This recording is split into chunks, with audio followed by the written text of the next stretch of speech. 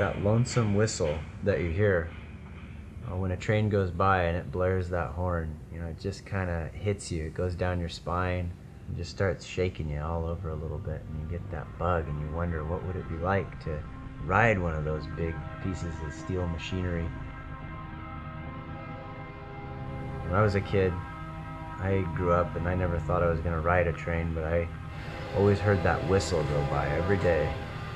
And I just started thinking more and more about it, and finally,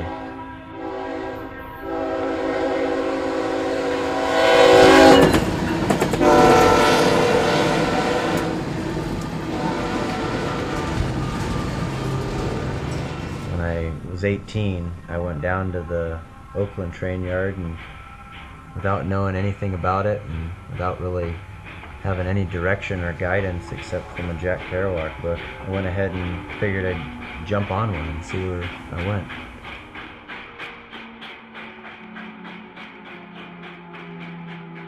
When you're living on the train, you get into more of a primitive way of thinking about things. You're hunting for the train, you're trying to be in the right place at the right time to catch the beast. It doesn't work everywhere. You've got to get into that state of being without being distracted by all of these modern things that we've come to think are so important.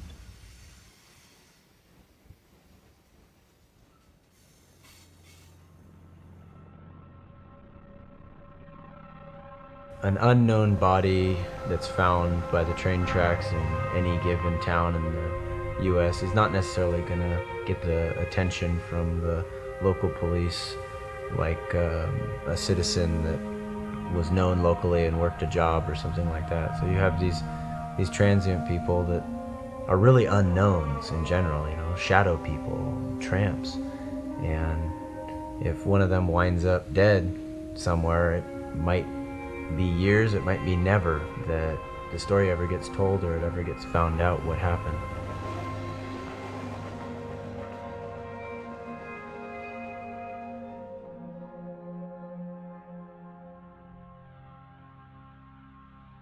Of course, you're sometimes on a car with another guy who just got out of prison, and maybe he did some bad things there, and he's getting drunk and starting to wonder if you're tough enough to take care of your own.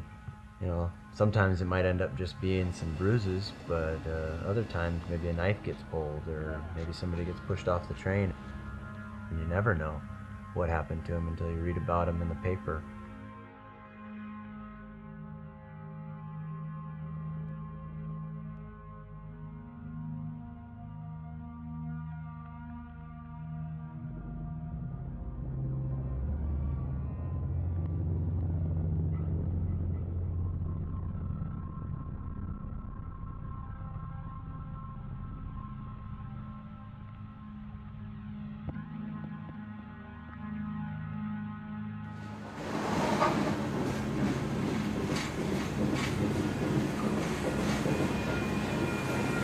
First ride I got was a boxcar, and I learned real quick that it's actually not that easy to jump on a moving boxcar, and almost probably lost my legs in the first 30 seconds. Luckily was able to pull myself up into it, and that was a pretty good ride. It was short and sweet.